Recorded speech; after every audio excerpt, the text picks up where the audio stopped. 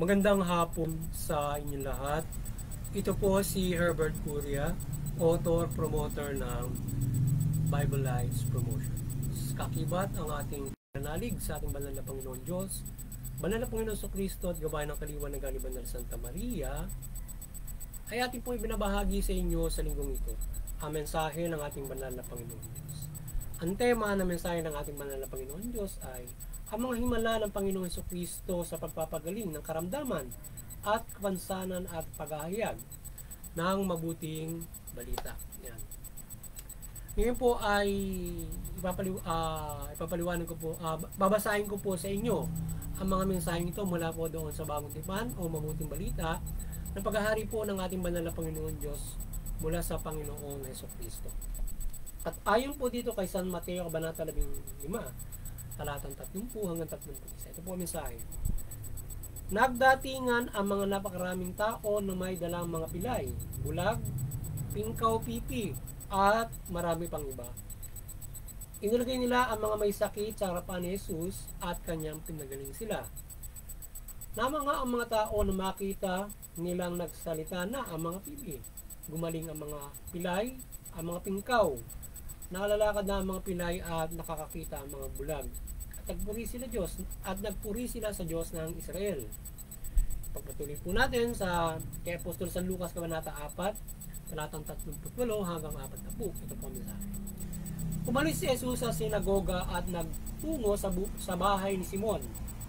Mataas ang lagnat ng biyanan ni Simon, kaya pinamanik nila kay Jesus na pagalingin siya.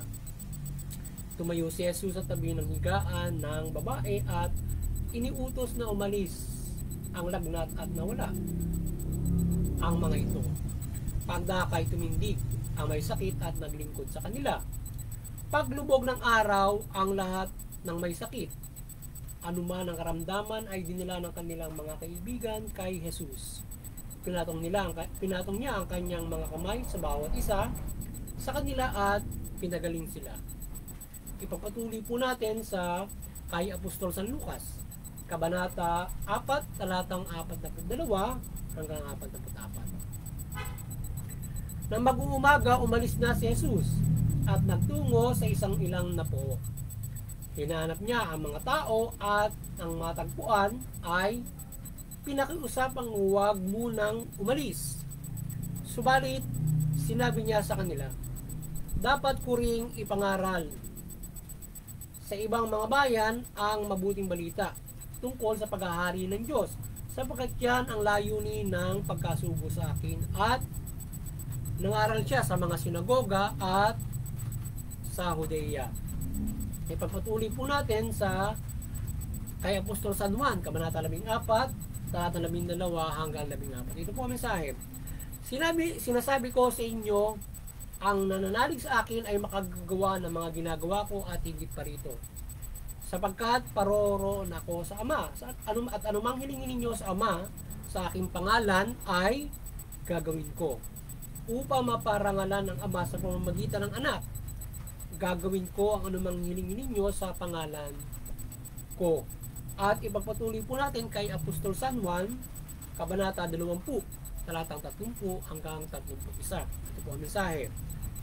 Marami pang kababalagang ginawa si Jesus na nasaksihan ng mga alagad, ngunit hindi natala sa aklat na ito. Ang mga natala dito'y isinulat upang sumampalataya kayo na si Jesus ang Mesiyas, ang anak ng Diyos, at sa gayoy magkaroon kayo ng buhay sa pamamagitan niya. Muli ay ito po ang mensahe at salita ng ating banal na Panginoon Diyos, at sa linggong ito, sa pagbabahagi ng Bible Lives Promotions ng Mabuting Balita, ating pong pasalamatan ng ating banal na Panginoon Diyos, gayon din ng ating Panginoon Kristo at banal na Santa Maria at ang Espiritu Santo. Maraming salamat po sa ating banal na Panginoon Diyos, banal na Panginoon Kristo at Espiritu Santo, gayon din sa banal na Santa Maria. Ngayon naman ay ipaliliwanag ko po sa inyo ang mensahe ito mula po sa tema na ang mga himala ng Panginoon Kristo sa pagpapagaling ng karamdaman at kapansanan at paghahayag ng mabuting balita. At Ayon po sa ating banal na Panginoon Diyos, sa paghahayag ng Panginoon Kristo, ay nais niyang maipabatid sa atin ang kanyang ah, ah, taros na pagmamahal sa sangkatauhan, na tayo ay kanyang sa kanyang pagpapatawad sa atin at pagsasakripisyo ng kanyang anak, tayo ay kinalingay niya sa pamamagitan ng pangangalaga ng ating kahinaan, na tayo ay nagkakaroon ng karamdaman. So tayo inalagaan niya sa pamamagitan ng anak na mapagaling ang ating mga karamdaman. So yan. At tayo ay manalig at tayo magkaroon ng buhay sa pamamagitan ng anak, at tayo ay yung mga karamdaman natin ay mawala. So tayo ng ang Panginoon sa Kristo ay mangaral at ipaliwanag niya ang mabuting balita na kanyang ipangaral ito, ang paghahari ng ating banal na Panginoon at pagbibigay buhay sa atin, ay nagpagaling siya ng mga tao, ng mga may sakit, at hindi lamang may mga kapansanan na talagang hindi wala ng kagalingan ito, kagaya ng bulag, mga pilay, mga pipi, himala na talaga. So gumawa ng sangkatutak na himala ang ating banal na Panginoon Diyos mula Panginoon Kristo, ang kanyang bugtong na anak. Gumawa siya ng himala upang mapagaling ang karamdaman ng lahat. So binabayan niya tayo rito, ganyan tayo kamahal ng banal na Panginoon Diyos. Pinagaling niya yung mga karamdaman, at yung mga may kapansanan ng kanyang pinalakad, yung mga pilay, yung mga bulag, nakakita. So ganun, yung mga mabibigat na sakit, kagaya ng ketong, yun ay mabigat na sakit na kung saan ay wala pa kagalingan noon, gumawa siya ng himala. At hindi ganun katinding himala, sapagkat kapag nang hawakan niya, ura-urada, nawala agad yung sakit ng ketong. Hindi mapapagaling pa na kung ilang panahon, kundi nawala agad. Ganon kabilis yung kanyang pagpapagaling, na talagang himala, na talagang siya ay ura-uradang gumagaling yung kanya mga pinagagaling na mayroong kapansanan na mabibigat na mawala ng lunas. Lalong-lalo na yung simpleng lagnat, kagaya nung inihayag ng mabuting balita, na yung simpleng lagnat, yung biyanan ni San Pedro, pinagaling niya, yun, nagsilbi agad sa kanya nung kanyang pinatayo. Pinagaling niya ng karamdaman, tayo agad, nagsilbi sa kanya. So napakarami na pinagaling sa kanya, na pinagaling niya ng mga karamdaman. So ganun ang ginawa niya nang siya ay mangaral ng mabuting balita. At nang tayo ay binibigyan ng kapatawaran ng Diyos, at tayo binibigyan ng buhay, at kung tayo may karamdaman, tayo ay pinagagaling. So yung karamdaman, usually yan ay pamimerwisyo ng mga demonyo sa mga tao. Kagaya nung halimbawa, pag ikaw ay nagkaroon ng mga ibang mga karamdaman, yan ay pamimerwisyo ng demonyo, at tayo pinalalayan ng Panginoon sa Kristo diyan kapag tayo ay pinagagaling na sa mga karamdaman. Kagaya ng babaeng hukot na ba yun, na pinalaya niya doon sa nung araw ng pamamahinga, pinalaya niya dahil sa siya ay ilang taon ng bihag ng demonyo, o pinahirapan ng demonyo sa sakit na yon. So yan ay pahirap ng demonyo, yung mga sakit na yan, kapag ikaw ay mayroong sakit. So pinahirapan ka ng demonyo, at ang Panginoon Diyos ay ikaw ay pinagagaling. So yan. So yung nagdudulot ng sakit sa atin ay yung pagkakamali natin at paggawa ng kasalanan, yung mabibigat ng mga pagkakasala, at syempre yung pagkakasala na tayo ay pinababayaan natin yung ating katawan, kaya tayo ay nagkakasakit. At maliban doon ay yung ng bisyo yan. So kaya ka nagkakasakit. Kung pababayaan mo sa katawan mo, pagkain na hindi mo basta pagkain. So yun yung mga pagkakamali natin yan, mabibigat ng mga pagkakasala na nagtutulong sa iyo ng mga ikaw ay kaya vulnerable na napapahirapan ng mga demonyo. Yan. At iba't iba pa mga cause na iba naman yung kapag ang Diyos ay hindi usually, kasi kapag ikaw ay nagkakasala, ikaw ay yung parang pinarusahan na ganun. So iba pa yon. So usually kapag ikaw ay may sakit, yan ay pagkakamali mo, at pag nagkakasala ka at ikaw ay pinahirapan ng demonyo. So ngayon kinakailangan ay sa Panginoon Kristo ay aside from yung nung mga panahon niya ay syempre siya mismo yung nagpagaling mula doon sa Israel. So tayo naman ay ginagabayan ng Diyos talaga ng mga pagpapagaling. So ngayon ay tayo ay manalig ng lubos sa Panginoon Kristo na sabi nga niya, magagawa mo ang na ginagawa rin niya at higit pa. So kung may pananampalataya tayo sa Panginoon Kristo, so pwede rin tayo makapagpagaling, lalong-lalo na kung tayo ay binigyan ng kapangyarihan o pagpapala na makapagpagaling. Gayunman yung pananampalataya natin ay pwede makapagpagaling sa kapwa-tao natin. Dadasal tayo na may pananampalataya para gumaling yung kapwa natin. Maliban doon, tayo sa mga sarili natin, tayo ay magsisi sa ating mga pagkakasala, tayo ay manalangin, magsisi natin mga pagkakasala at manalangin tayo ng mapagaling ng karamdaman. Kaya tayo nagkakaroon ng sakit, tayo ay yung pagprotection ng Diyos sa atin laban doon sa mga demonyo ay naging siyempre lumalayo tayo sa Diyos kapag nagkakasala tayo, so tayo ay napiperwisyo ng demonyo kapag tayo ay mayroong mga sakit. So kapag tayo nagkakasala, so kaya tayo ay dapat ay magbalik loob o tayo maging matuwid para tayo ay binibigyan ng proteksyon ng Diyos laban dyan sa mga pag-operasyon o mga sakit na maaaring kumapit sa atin sa pagkikainaan natin. Kaya pwede tayong magdasal sa Panginoon Diyos, silingin natin na tayo ay makagaling sa karamdaman kung tayo man ay nagkamali at humingi tayo ng kapatawaran. Ganun ang gawin natin. Ngayon yung ating kapwa-tao, kung tayo naman ay pagdasal natin sila sa Panginoon Diyos, saan man sila nandoon o tayo man ay kaharap, panalangin natin yung ating kapwa-tao.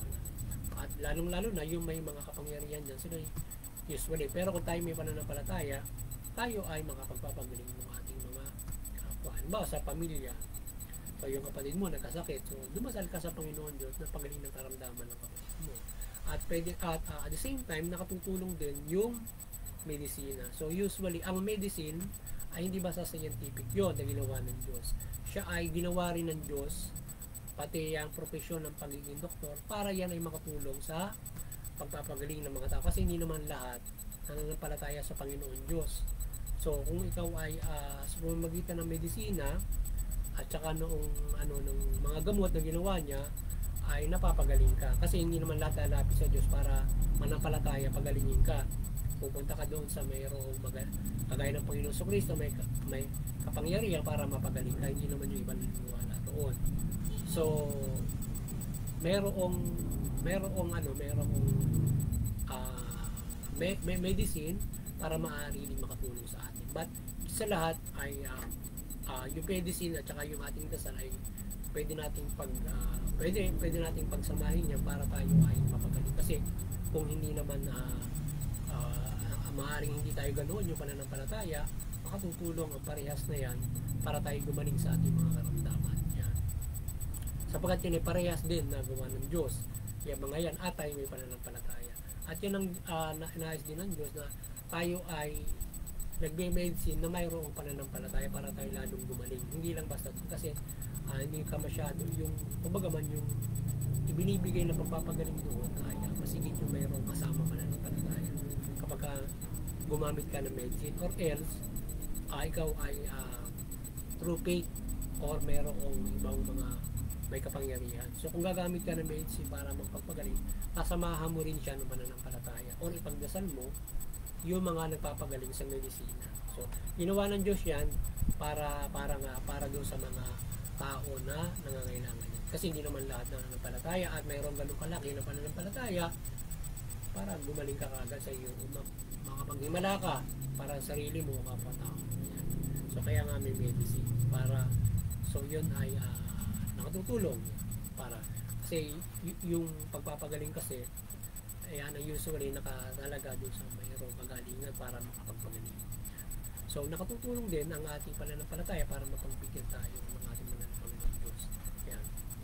Yan. At so tayo ay so hindi lang yan, napakaraming kababalagan ng ginawa ng ating Panginoon Kristo para tayo ay gabayan tayo ng Panginoon sa pamamagitan ng Panginoon Kristo. At hanggang ngayon ay tayo ay yung gabay na yan ay kagaya ng ginawa ng mga apostol at iba't ibang pinagkalooban ng mga pagpagaling ay tayo kanila mapapagaling through the faith na kanilang pananampalataya or even ay a faithful one. So, pwede yun na makatulong karyaan or else mayroon din namang may medicine din naman, gawa din ng Diyos yan para or both. Kasi yung medicine sasamahan mo na pananampalataya, yung iba kasi wala pananampalataya. Pero higit na gagaling ka sa medicine, if you use medicine to heal, lagyan mo ng panalangin para lalo kang gumaling. Sasabayin mo yun. Yan din ang nais ng Panginoon Diyos kapag tayo ay gagamit ng medisina. So, yun. At kung wala tayo ngayon, kasi hindi naman nanampalataya nga, at kung wala tayong makagilap ng mga faith healer o yung talagang mismo napapagaling, bibigyan ng kapangyarihan para dyan. Anumang karamdaman mo, pag-iimalang ka na parang Panginoong Jesucristo, na ikaw bigla na lang gagaling. So yun, at sana ay muli ay nagabayan na naman kayo sa pagbabahagi ito ng Bibleized Promotions o ating ng mabuting balita, at kayo ay maliwanagan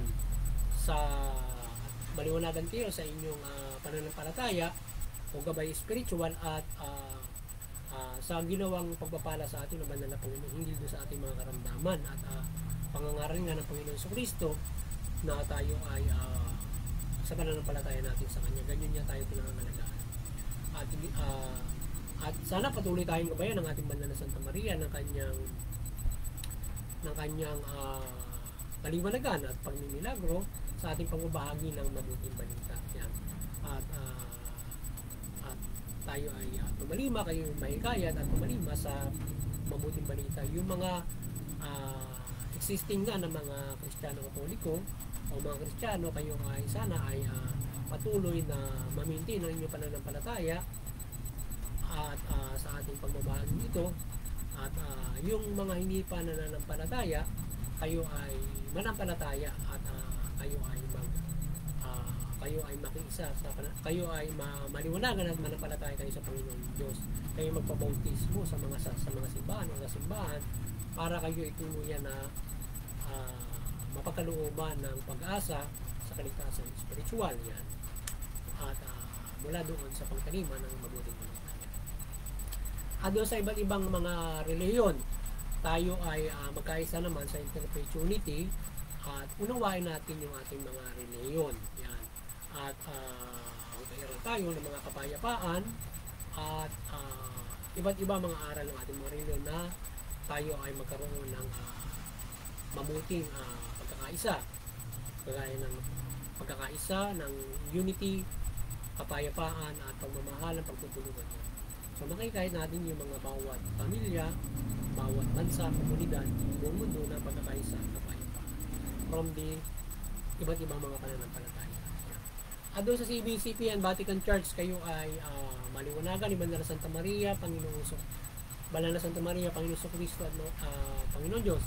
Maliwanagan kayo at kayo ay patuloy na pagbuklori ng sangkatauhan sa pananampalataya sa ating Panginoon Diyos mula Panginoon Jesucristo at mabuting balita. At sa ating muting kakayanan, tayo ay patuloy na nanampalataya ng paggabay ng Banal na Santa Maria, Panginoon Jesucristo, at kayo ay maliwanagan sa ating pagbabahagi ito, at kayo ay mahikayat at mabuklod sa pananampalataya sa ating Panginoon Diyos mula Panginoon Jesucristo at banal at mabuting balita. At sa mga kapamalan, kayo ay magabayan ng Banal na Santa Maria, maliwanagan kayo, magabayan kayo ng mabuting balita at mamahala kayo ng mabuti, matuwid, patas ng hustisya at tugunin niyo yung karapatan mula sa bansang Pilipinas, iba't ibang mga bansa hanggang sa United Nations o nagkakaisang mga bansa. Ayan, magabayan kayo ng mabuting balita, Banal na Santa Maria at makapagpairal kayo ng karapatang pantao at mabuting pamamahala. Kaya sa gayon ay lahat ay makikinabang mula sa karapatan, sa pagpapala at mabuting pamumuhay. Magandang hapon sa inyo lahat. At